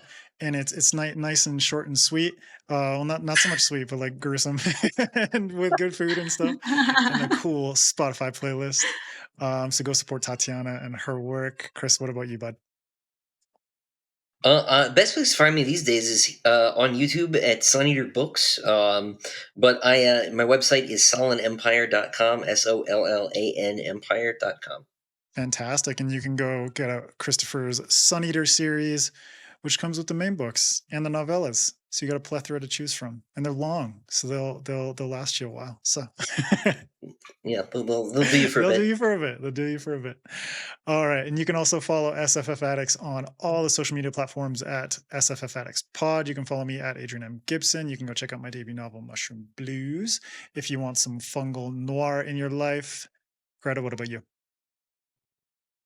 Yeah, I am on Twitter, Instagram, and TikTok at Greta K. Kelly. And you can find all of my books, Frozen Crown, Queen of Days, Seventh Queen, or wherever you buy books. Go buy check the them books, out. Support our kids. Buy MJ's books, support her cat, the Thorn Food Fund, which is forever ongoing until she quits her day job. But thank you all so much for listening. For now, keep reading, keep imagining, and we'll see you next time on SFF Addicts.